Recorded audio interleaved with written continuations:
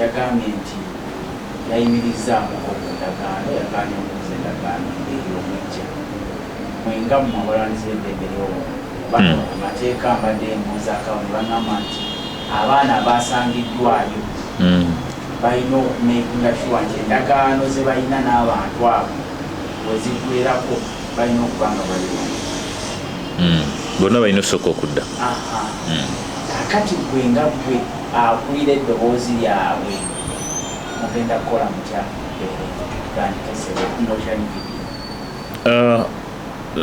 mbalamusiza bonna abalabi naye ensonga y'endagaano y'abaana gye baakasuspendinga naddala ng'eweddeko kubanga twalowooza engeri yali erina okuba nga eggwako mu kiseera kitono suspension yali teyeetaagisa wabula bandibadde bagireka neggwako ne bagenda mu 60 days ne batunuulira ne bakola amendments oba ne bateekayo submissions ku renewal then either bali ne bazigaana oba ne bazikiriza kati suspension kwali kutiisatiisa bankuba kyeyo kwagala kubateekamu katengo nti mutandika okuyaayaana mwegayirire bannaye temutugalirawo but good enough tugezezaako okusensitizinga bannaffe okutegeera nti ekyo babatiisatiisa temulina kutya ekirala ensonga y'abannaffe abakola in case of an amendments ezinaaba zikiriziddwa oba ezikoleddwa mu ndagaano eno automatically zigenda kuba nga ziyamba bonna abajja okugenda oluvannyuma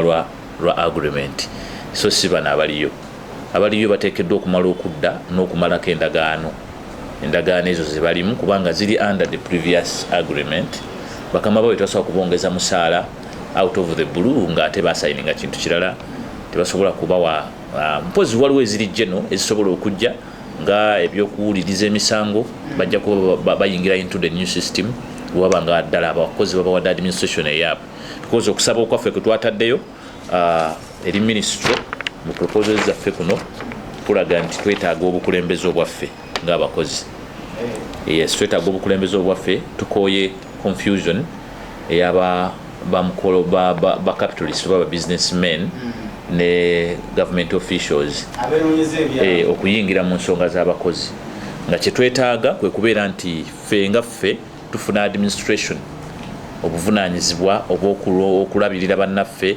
okuba yamanyizibwa emaliriza nga abajja bano nga abayeekera oba abajja nga beefaanaanyiriza nga nabo beetemyemu ebiwayi bamaliriza nga baginafuya n'ogirabisa obubi oluusi neeremererwa paka lweba topoled ekyo nno kizizza emabega kizza amawanga emabega ne gatafuna democracy gye geetaaga mu ngeri y'emu naffe bankuba kyeyo bwe tuba twagala democracy nga twagala okufugibwa obulungi ffe tuteekeddwa okusooka okwefuga mu kwefuga kitegeeza ki tuteekeddwa okuba ne sovereignty there is no reason whatsoever olwaliro mu ggwanga lino Uganda nga waliwo eddoboozi ly'abankuba kyeyo liri officially registered nga limanyikiddwa why people tebajja kulyegattako ne musigalayo okugulawo ebibinja ne mudda mu bibinja bukundi kati obukundi obwo bubaleetedde okusigala nga temutegerekeka because ne gavumenti eno esigala egamba abo bebaani oba oliabo byeboogera bya bulimba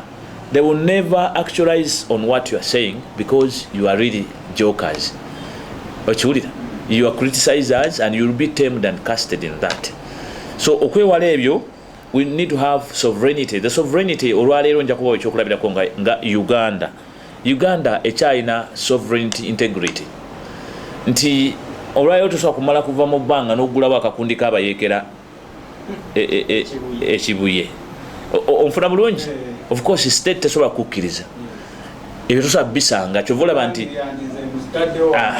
tosobola kakola tebakukkiriza so eggwanga lirimala nga lirina integrity esobola okukuuma security to that level liba lirina sovereignty eri strong sovereignty gemaanyi ago president gemulaba atambula nago mu briefcase agamuweebwa nabanga asobola okubeerawo nga bwawa decree oba nasa omukono ku kiwandiiko kiba impacted oba kiba ne meaning olwaleero bankuba kyeyo muyina mukulembeze ki ayina meaning asobola oku impactinga decisions oba negotiating on your behalf and you all follow apart from you dividing. This is the issue. It is time now mwenga bankuba kyeyo okutegeera nti mwetaaga obukulembeze nga bwamu era nga mutunulira omukulembeze omu ne batambula nabo mu cabinet okufronting ensonga eziyitibwa ez'abankuba kyeyo bannayuganda nga bwe guli Philippine. Era Philippine erina omukulembeze omu akulembera bankuba kyeyo b'eggwanga eryo bonna, era bw'abanga frontings ensonga nga bwe guli mu basomesa ba wano oba abakulira ebibiina ebyenjawulo n'ebyabakozi, nti batunuulira obumu obwo, your leadership. Tuyina wano President General wa National Trade Unions omukulu were akulira abo abali wano mu ggwanga Uganda, naye kati bw'abanga avaayo n'akola negotiation on behalf of workers, gavumenti yeetaaga kuddamu kunoonya basomesa b'ekyannamukaaka oba abakozi ba factory gundi, oyo aba ayogedde era aba yamaze okutegeera obuzuuli luddawa n'akiikirira banne. So tufune obukulembeze obwo, bwe tuba tubufunye tujja kwewala okubbibwa n'okunegotiatinga nga ebitutategeera oba okunegotiatinga in a shallow way. Okugeza endagaano olwaliro gye bali mu kukolako draft, ojja kulaba nga bankuba kyeyo abamu tebaawula wakati wa bilateral agreement na contract ye. Ensonga ezimu ezirina okugenda mu contract ate omusangaza agamba baziteeke mu bilateral. So ekyo nakyo buzibu. Osanga oli nga ye tannatunulira bya ddembe lye, tamanyi na human right kyeki, wabula akugamba kimu batwongeze ku musaala awo, n'agumaagumako ebirala, n'agumaagumako naye batwongeze ku musaala. Okiwulira? So nosanga nga there is a total disgrace among the migrant workers, but what we know, we have hope nti buli omu ajja kubanga ategeera buno obubaka era butuse ku munne nti mu kaseera kano tuteekeddwa kuba bumu, kwogera kimu era ku frontinga nsonga. Njagala n'okubategeeza nti ensonga zizino twazitaddeyo, katusuubire nti teriyo mulala agenda kuvaayo luvannyuma okujja okuwakanya ate kino kye twataddeyo, kubanga bwe mukolera kino bajja kututenda busiru. Twakoze okunoonyereza okumala era nitukola consultation okuva mu bamemba okuva mu network association okuzuula bino, nakyetusuubira nti bye twetaaga. Tetusobola kunegotiatinga misaala bannaffe ababonyeebonye abatusiddwako obulyaz'amaanya nga tetuli munda. Ku lw'okubanga tetuli munda, tubaddewo ebbanga ddene nga bankuba kyeyo nga tubbibwa, ng'abasajja basalawo ebintu nga tetumanyi. Ogenda okuwulira bbira mupango twatutte bwe bati, tetwemanyi na mu numbers nti batutte bwe bati, bano be bannaffe, buli omu agereesa bugereesa. Ministry eyogera balala ne UGANDA neyogera balala, kati tumanyi ku bombi ani akukusa. Ogenda okulaba nga ne embassy eyogera namba ndala, kati ne weewuunya ku bombi bano ani akukusa. So singa ffe bankuba kyeyo twali twemanyi, ate ffe tuvaayo ne kiralite ntugamba wamma ekituufu kiikino, abo babalimba, tuli bwe tutyo omuwendo kubanga tuba ne database yaffe. Ebyo nno bye njogera abasinga okulwanyisa omulimu guno gwe tukola bye batayagala, kubanga bakimanyi transparency egenda kubeerawo, wagenda kubaawo equality, wagenda kubaawo social inclusion, wagenda kubaawo abantu nga balina social welfare, abantu mujja funa support ya insurance. Lwaki wandifiiridde Saudi Arabia ne bazza omulambo ne baguzika ng'embwa? Philippine omuntu bw'afa nakino kankibabuulire, n'afiira mu ggwanga lyonna, si Saudi Arabia yokka by the way, n'afiira mu ggwanga lyonna. Famire ye eweebwa sente zitaka wansi wa bukadde 2 ku 15. Wano mu Uganda famire ki gye bali bawadde sente eyo? Baani abawaayo sente ezo? Gye bayita administration y'abakozi. Naffe wano mu Uganda tusobola okukikola. Twagala mu ndagaano ejja nga buli mwana afiira ebweru, famire ye eriyirirwa sente zitaka wansi wa bukadde 2. Ekyo njagala buli nkuba kyeyo nkikugambe. I want to whisper this to you. But this will not come when you are not involved. You must be party. You must subscribe to the agenda. Nti ne bw'oba ofudde mu butanwa, famire ye ebeeko kyeweebwa, abaana bamwe balekattayo, insurance cover ey'obulwadde, abannaffe abalwala abatalina malwaliro matuufu we bagenda bamujjanjabe eteekeddwa okubaawo. Okusinga okusaba ssente ntuba nga tusabiriza busabiriza ssente, naye singa tuba ne ssente zaffe ezimala kuba zibaawo, singa ffenna tukkiriza okuba bamemba n'okwegatta awamu, tusobola okwekolamu omulimu n'okwewa emirimu. Netutabeerawo nga tulilayinga bulilayinzi kuba bano babuloka baajo. Abakozi tusobola okwewa emirimu. We can decide ffe ng'abakozi ne tusigalayo nga tukola, and we accumulate capital to have the enough money or to even invest into these recruiters who are bringing us bone batuddiza amagoba neffe ne tubeerayo nga tukola. We are not saying we go into recruitment, but we can support them, being that if tukola ne tufuna emisaala, if we gather our capital we can still support them.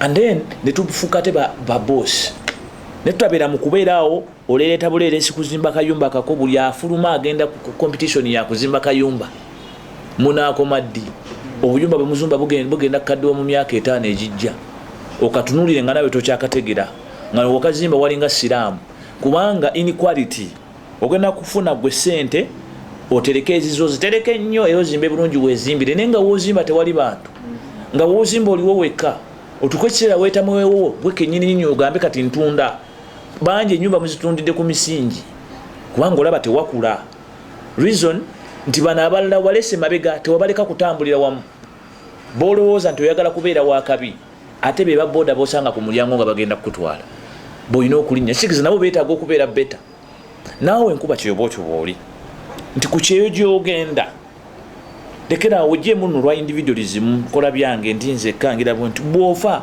abantu bakuŋŋaana bangi ne bakuziika naye lwaki gwe bwoba okola wano oyagala kubeera bibyo lwaki bw'ofuna obuzibu ku kyeyo kyosooka okuleekaana banyambe nga bangi so si nyamba oluusi osaba gavumenti eveeyo namba azifu obadde mukozi wa gavumenti naye ngaebya oluusi precautions wali olina okuteekawo ofuna obwetwaze tewazikola.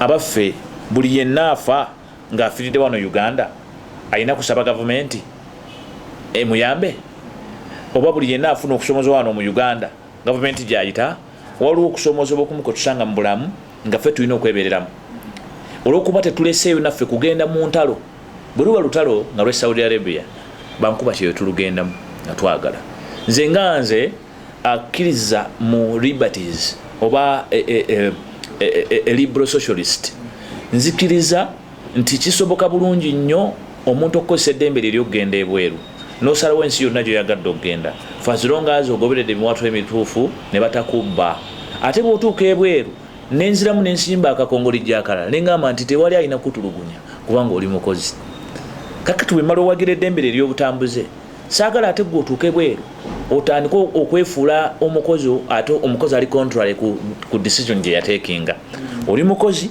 naawe gezaako ogoberere obukwakkulizo bw'abakozi totuuka eri ne weebalako kimu kyokka nze ndi migrant ekyokuba migrant tekimala.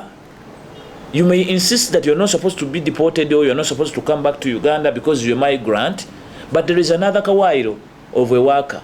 Did you follow the criteria of a worker?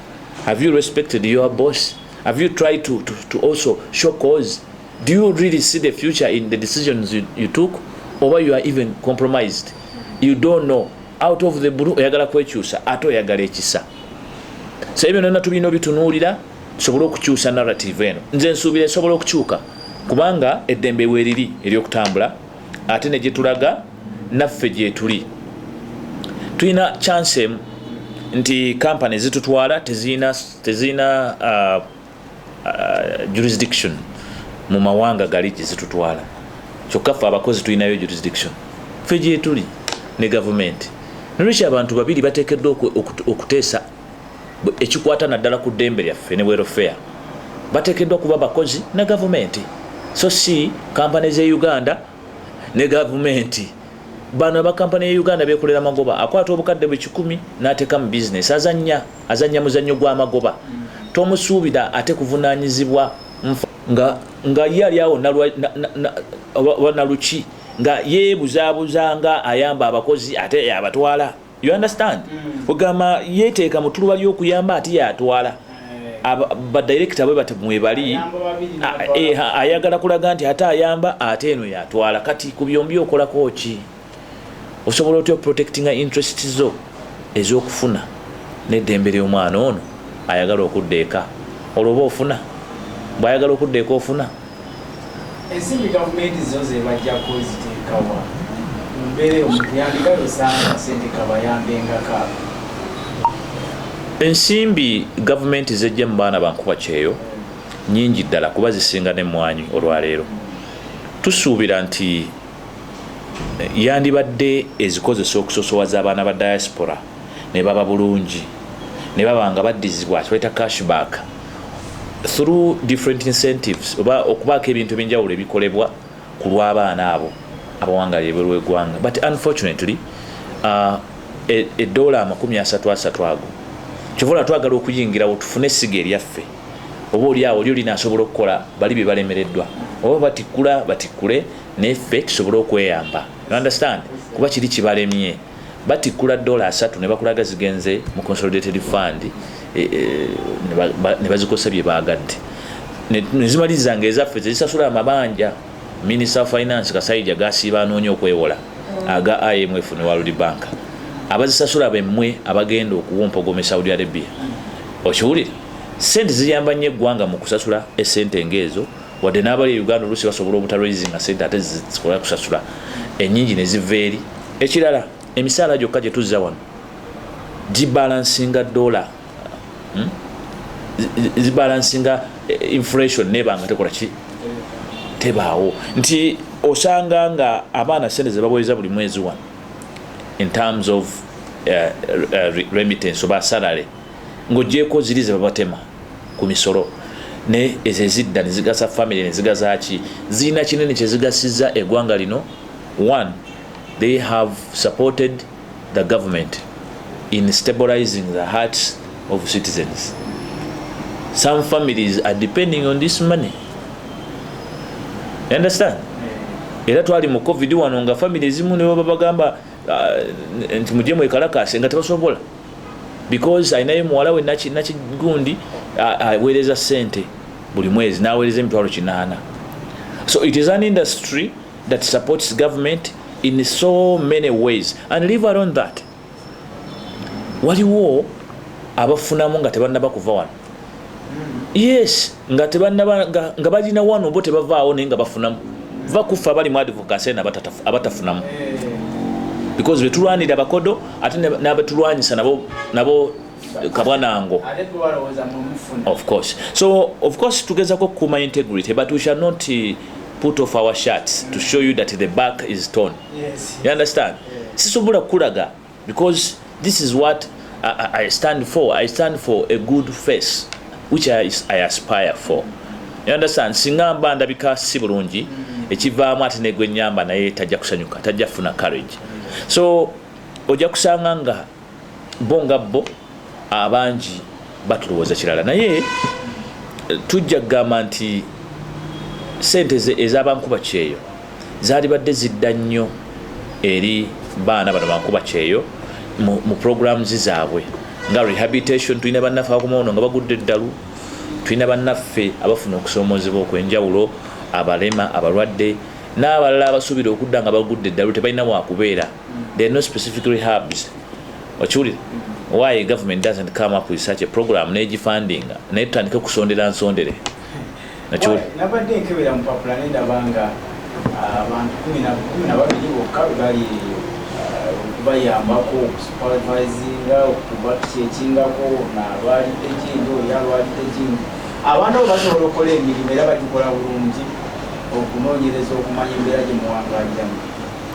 Abantu basobola naye ratio it cannot be like that ku bantu emitwalo 235 ratio ebeere ngeri 1 to 350 or to 200 something. You understand? Yes. It's really queer. Tulowooza nti ratio y'abakozi abateekeddwa okuba mu mulimu gw'okuyambako bankuba kyeteekeddwa okuba ngeri bit increased because tesobola kubeera nga embassy esigaza eyeefuga omulimu gw'okulondoola abakozi newankubadde si yeesaanidde ate eyagala okuba nga esigaza monopoly eyo kyokka nga tetaddeeyo n'abakozi bamala kyabulyazaamaanya ng'ate tulina abakozi bangi basiniya abakoze abamanyi ekituufu ekirina okukolebwa abamanyi ensi zino in fact abali mu nsi zezimu ne embassy eno gyeri nga balina jurisdiction naye nga banoonya ekyokukola mu nsi ezo tebakiraba oba oluusi nga balina capacity n'amagezi agasobola okubaawa nga bali okukokingibwa ne bategera buteba balina okunegotiatingira bannaabwe kubanga balina experience to share which embassy may not have. Embassy terina experience baana bano bali mu biyumba gye balina. You get it? So we expect embassy officials okubeera nga bali they may be that 17 because this is what government may be affording to pay, but as workers we are saying government can remain paying the 17 workers at the embassy, but we are seeking also for our administration under the embassy, which we shall also pay. You know, we shall pay ourselves. We don't want government to pay us. We only need its recognition and endorsement to appear in these countries. When we are there, or before we get there, we shall always have enough funds to manage our issues. Olaja kumbuza bwana Kayonde, esente mugenda kuzijjawo ezo nga mulabika muli bagagga. Of course, our members, the fact is that we are workers. We do work and earn money, and we expect our prospects are to earn. We don't go into labor issues when we are not able. You understand? We expect to have something, and then which we can subscribe, have in one way a sense of ownership.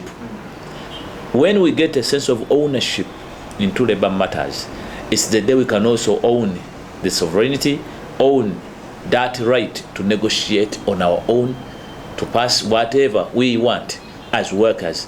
But for as long as we remain leaning onto job brokers, leaning onto waiting for government's mercy, then we cannot achieve anything. Therefore, we can have this money within our numbers. Our numbers are enough. We have numbers. So you cannot have numbers and you say you don't have money. Okuja konga, you are not endorsed. But once we endorsed, we don't want any budget from Parliament. We only need an endorsement such that we exist in place and encourage our members to also be following what we shall be doing as leaders, or leaders of that time that we will be nominated to be. Yes, sir. Abaana bawe basibirire entanda ng'omaliriza abakyaliyo mbeera abasuubira okugenda embeera akyaza okunaawa. Abasuubira okugenda nja kubasaba kyali badde na kirungi bagumiikirizeemu. Emyezi 2 tekirina kye kikuggyako okwatiriramu osobole okugendera mu ndagaano empya. Ge magezi gejja okubawa. Kubana bana bali mugikolako tebatudde naye kati bali mu kubugujja kubanga baagala nnyo ssente. Kyova olaba nabagamba nti ne basuspendinga just baba bakunamira muzibe. Nabo bennyini they cannot afford staying without that agreement. It is the only thread eringa ng'eriwo just kutusobola negotiating n'okwogera bino bye twogera. Otherwise we would be here generally calling Saudi Arabia and Uganda for why Uganda has left its own to go in Saudi trafficked. But since Uganda now is a signatory to the international labor standards, it is supposed to regulate and organize its labor forces. And also external labor must be such regular, not irregular. So it is the responsibility of government. You understand?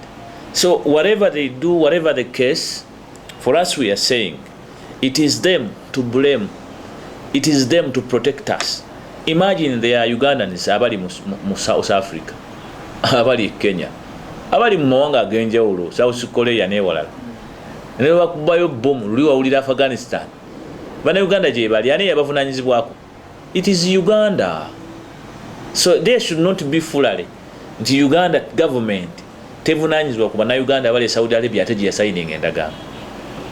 Bwe beesobola okuvunaanyizibwa ku bali Kenya gyetaasayininga ndagaano y'abakozi oba mu nsi yonna endala. Lwaki ate bano abaliwa abagenze gye yina endagaano tebasayiningira? Ekyokubiri endagaano y'emu international labor standards, standards zitugamba nti kasito osayininga ku ndagaano ezo eziri international eziyamba ku ddembe ly'abakozi, tokkirizibwa kukwata abakozi bo oba bannansi bo okuba exposinga kuki? Okuba exposinga mu mawanga gali agatali signatory. Katate Uganda yo yakikola. Yakwata yasayininga awo negamba nti we have freedoms to talk, freedoms of association, freedoms of A, B, C, D.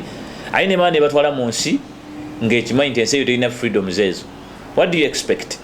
You are heading to a war zone. You understand? Therefore, the only agreement that can bear a little bit of freedoms is this bilateral And anyone who wants to jump issues of, to jump in issues of workers and issues of rights comes to negotiate within this small bilateral. Ontegedde bulungi. Era eno yesawa our argument to come valid. And if we don't pass now, it may be forever and never. Because that will prove that they are not ready, these capitalists, to give you way as workers. What we are calling for, that they should not also take us for granted. We are not yet ready to retaliate. We shall expose them. We shall be on their neck. We shall not let them off this hook for as long as they remain in the responsibility of taking us abroad. We remain as a voice of migrant workers, the voice for the voiceless, until they get a voice. We have hope they will get a voice. Yes. So we hope everyone takes advantage. Naba abali eri, mu abali eri abaana bankuba kyeyo, mwe musooke mukole mu maleko.